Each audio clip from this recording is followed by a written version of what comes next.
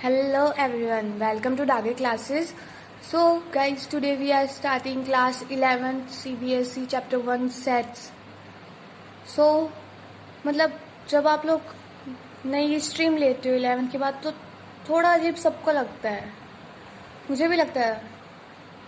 Even मतलब कोई कोई चीज़ें नहीं आएंगी, लेकिन जब आप उसको सीखोगे ना बहुत इजी लगेगा। क्लास 11th बहुत इजी है, इवन 12th भी इजी है। अगर 11th आप अच्छे से पढ़ लेते हो तो 12th तो बहुत इजी है फिर।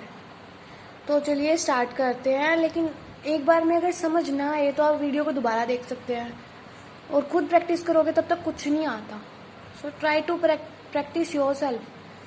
पहले वीडियो से करो, फिर खुद से करो, फिर भी नहीं आता तो दोबारा वीडियो देख लो और फिर से प्रैक्टिस कर लो, डेफिनेटली आ जाएगा। So let's start. First of all set होता क्या है? तो here is the definition, a collection of well defined objects is called as set. मतलब कोई भी वेल डिफाइंड ऑब्जेक्ट, जैसे कि मतलब एग्जांपल मैंने यहाँ लिया है, वीक हैज 7 days। सबको पता है हफ्ते में 7 दिन होते हैं, वेल डिफाइंड है, तो ये तो हमारा सेट हो गया। अब कोई ये बोले वीक हैज 8 days, सबको पता है नहीं होते 8 days, इम्पॉसिबल है ये चीज़, तो ये वो सेट नहीं होगा बिकॉज वो वेल डिफाइंड है ही नहीं। नेक्स्टली एग्जांपल लिया मैंने मंथ हैज़ 32 days। मंथ में मैक्सिममली या तो 31 days होते हैं या 30 होते हैं, लेकिन 32 किसी भी मंथ में नहीं होते, तो ये सेट नहीं होगा। नेक्स्टली सेट को रिप्रेजेंट आप कर सकते हो दो तरीके से। Set can be represented in 2 ways। First is roster form और टेबुलर फॉर्म। मतलब रोस्टर फॉर्म को हम टेबुलर फॉर्म भी बोल सकते हैं, और सेकंड है हमारा सेट्स बिल्डर फॉर्म और रूल मेथड। इन दोनों से रिलेटेड आपको एक्सरसाइज में क्वेश्चंस मिलेंगे, तो आगे हम लोगों को इनके बारे में डिस्कस करेंगे। सो आप ध्यान से वीडियो देखिएगा। नेक्स्टली आपकी बुक में यहाँ दे रखे होंगे NZ and all. 4 number page या 2 नंबर पेज पे आपको ये सब मिल जाएगा। तो जो N होता है, N रिप्रेजेंट करता है all natural numbers. Natural number आपको पता है 1 से स्टार्ट होते हैं, वही नेचुरल नंबर्स होते हैं। तो ये आपका 1 2 3 4। एंड सेकेंडली जो आपका सेट होता है वो हमेशा ऐसे ब्रैकेट्स में बंद होता है। ओके, मतलब सेट जब भी आप लिखो ना सेट को, तो इस तरीके से ब्रैकेट्स में, मिडिल ब्रैकेट में बंद करना है आपको, कर्ली ब्रैकेट्स में आपको इनको बंद करना होता है।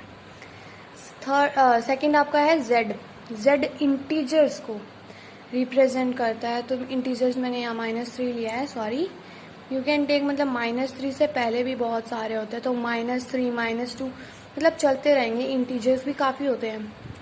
इंटीजर्स आपको पता ही है, सारे नंबर्स मतलब जो भी होते हैं आपके होल नंबर एंड ऑल, ये माइनस के भी इंटीजर्स होते हैं।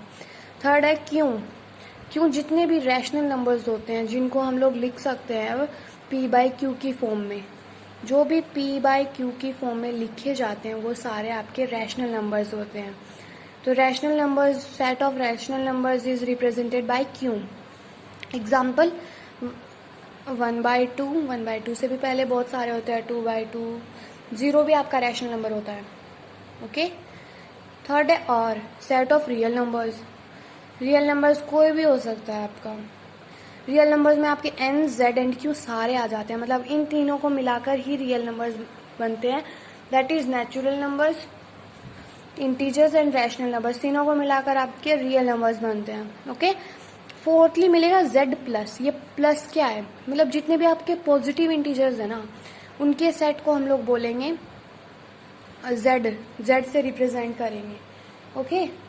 तो मतलब पॉजिटिव इंटीजर्स आपके नेगेटिव भी हैं यहाँ पे, जैसे इंटीजर्स नेगेटिव भी हैं, तो जब नेगेटिव और पॉजिटिव दोनों साथ है तो उसको हम लोग Z से रिप्रेजेंट करेंगे। लेकिन अगर इंटीजर्स पॉजिटिव हैं तो उनको Z+ से रिप्रेजेंट करेंगे। ओके। Next Q+। ऐसे ही Q+ में पॉजिटिव रैशनल नंबर्स, नेगेटिव नहीं होंगे यहाँ पे, ओनली पॉजिटिव को रिप्रेजेंट करेंगे वो Q+ से। ओके। तो चलिए आगे देखते हैं, हम लोग आगे देखेंगे। नेक्स्ट आपका है R+। हम लोग जैसे R को रियल नंबर से करते हैं, वैसे R+ को रियल नंबर्स रिप्रेजेंट करेंगे।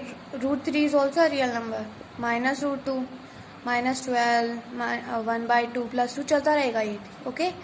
नेक्स्ट सिंबल्स देख लीजिए आप। जो आपका ये इस टाइप का सिंबल होता है, दैट इज मतलब इस टाइप से, वो बिलोंग्स टू, इसको बोलेंगे बिलोंग्स टू, और ये सिंबल को बोलते हैं does not belongs to. Okay, belongs to और नॉन बिलोंग्स टू के नीचे हम लोग एग्जाम्पल लेते हैं। जब हम लोग कभी भी किसी डाई को फेंकते हैं, डाइस को, तो हमें ये 6 आउटकम्स मिलते हैं। तो हम लोग सेट को लिखते हैं आपके करली ब्रैकेट्स में। तो करली ब्रैकेट्स में मैंने आउटकम्स लिखे आपके 1 2 3 4 5 and 6। Now fill in the blanks, मतलब आपका एग्जाम्पल ले रही हूँ, ध्यान से देख लीजिएगा, पूरा समझ आ जाएगा बिल्कुल। Fill in the blanks with symbols belongs to and does not belongs to. तो यहाँ दे रखा था आपका 2 डैश सेट, ये आपका पूरा सेट है भाई, करली ब्रैकेट्स में है मतलब सेट है। तो क्या ये 2 सेट से बिलोंग करता है? बिलोंग करना मतलब क्या इस सेट में आपको कहीं 2 दिख रहा है? यस, बिल्कुल है, तो इट बिलोंग्स टू। तो यहाँ बिलोंग्स टू का सिंबल हम लोग फिल कर देंगे। नेक्स्ट 7 डैश सेट, 7 इसमें कहीं भी नहीं दिख रहा आपको, तो it does not belongs to. 3 दिख रहा है, डेफिनेटली दिख रहा है, बिलोंग्स कर रहा है। 4 भी बिलोंग कर रहा है, लेकिन 10 बिलोंग नहीं कर रहा। अगर यहाँ होता 0 डैश सेट तो भी आपका डज नॉट बिलोंग्स टू होता। ओके, नाउ आगे बात करते हैं एलिमेंट्स ऑफ द सेट। जितने भी आपके ये नंबर्स, मतलब जो भी नंबर्स आपके सेट में होते हैं, या फिर जो भी नाम नंबर कुछ भी होता है सेट में, जो भी होता है उनको एलिमेंट्स ऑफ सेट बोला जाता है। नाउ आपके सेट भी 2 टाइप के होते हैं। First is finite set and second is infinite set. Finite set मतलब जो एंड हो सकते हैं, मतलब एंड, जैसे कि देखो यहाँ एग्जाम्पल देती हूँ मैं आपको फाइनाइट सेट का, 1 2 3 डैश डैश डैश 100। तो इसको हम लोग काउंट कर सकते हैं। तो ये हमारा फाइनाइट सेट हो गया, मतलब ये एंड कर रहा है, कहीं ना कहीं तो कर ही रहा है। ओके, ये हो गया आपका सेट। कौन सा हो गया? फाइनाइट। इनफाइनाइट चलता जा रहा है इधर से, -3 -2 एंड -1, आगे यहाँ तक ही छोड़ दो चाहे, इधर से तो इनफाइनाइट है ये, मतलब ये इधर हमें नहीं पता कहाँ तक ये नंबर लिए जा रहे हैं। ओके, तो ये हमारा इनफाइनाइट सेट हो गया, मतलब ये आपका finite and this is infinite set. Okay, next आगे देखते हैं रिप्रेजेंटेशन ऑफ सेट्स। 2 फॉर्म से होता है, मैंने आपको स्टार्टिंग में बताया था, रोस्टर फॉर्म और tabular form, set builder form या रूल मेथड। तो आप अपने नोट्स में प्रॉपर डेफिनेशन इसकी लिख सकते हैं। In the roster form all elements of the set are listed and the elements are being separated by commas and enclosed within curly brackets. Okay, तो इसका मतलब आपको या तो समझ आ रहा होगा। ये बोल रहे डेफिनेशन बोलती है, इन द रोस्टर फॉर्म, जो भी मतलब आपके रोस्टर फॉर्म में एलिमेंट्स होते हैं वो लिस्टेड होते हैं। ओके, लिस्टेड है, यहाँ पे एग्जाम्पल लिया मैंने, देखो यहाँ एग्जाम्पल था, set of all even numbers that are, bracket में रखा है पॉजिटिव एंड लेस देन 9।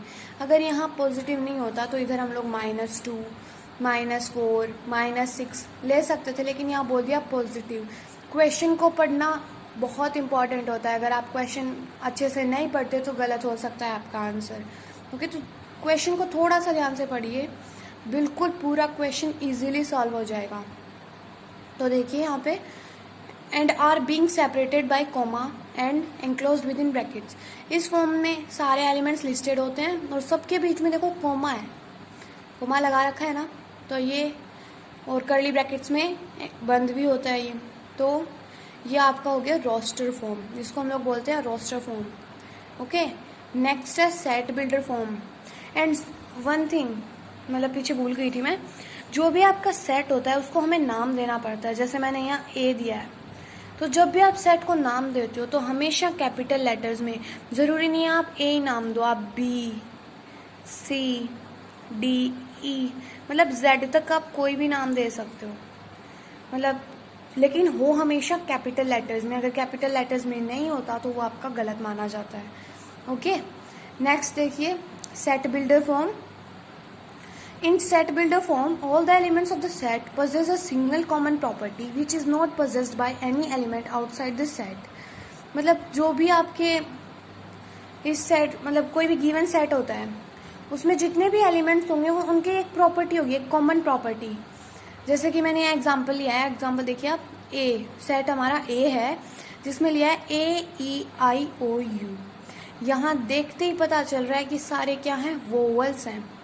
तो सेट ऑफ ऑल वोवल्स, यहाँ इसकी सेट बिल्डर फॉर्म लिखी है x where x is vowel in English alphabets.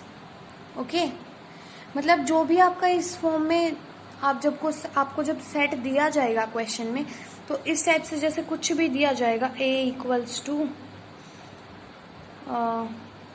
1/2, 0, 1, -1/2, sorry 1/2, 2/2, इस तरीके से कुछ भी दिया जाएगा। तो यहाँ आपको पता चल रहा है सारे रैशनल नंबर्स है, तो the set of all rational numbers. Okay, next example देखो, यहाँ पे सेट को नाम दिया मैंने बी। मैंने बोला था आप कुछ भी नाम दे सकते हो अपने हिसाब से, Z, Y, X, anything you want. तो यहाँ मैंने 2, 4, 6, 8, यहाँ पता चल रहा है सारे के सारे मल्टीपल्स हैं 2 के।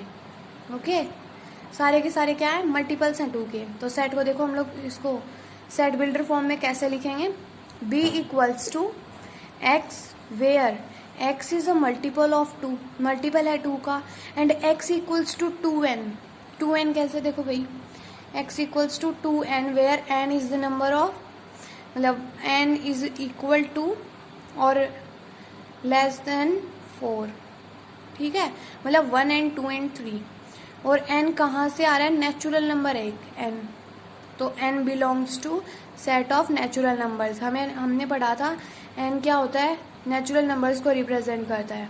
ओके, सो गाइज ये था आपका सेट्स का बेसिक। अगले वीडियो में हम लोग देखेंगे एक्सरसाइज 1.1, जो आपको बहुत ही इजी लगेगी अगर आपको ये कंसेप्ट सारे समझ आ गए हैं। अगर आपको कंसेप्ट समझ नहीं आया तो एक बार वीडियो को दोबारा देखिएगा, पक्का से आपको वीडियो देखने के बाद पूरा का पूरा कंसेप्ट बिल्कुल समझ आ जाएगा। सो गाइज, अगर वीडियो पसंद आई हो तो प्लीज़ लाइक करें, चैनल पर अगर आप नए हैं तो सब्सक्राइब करना मत भूलिएगा, एंड बेल आइकन भी ज़रूर प्रेस कीजिएगा, एंड अपने फ्रेंड्स में भी शेयर करें। Thanks for watching.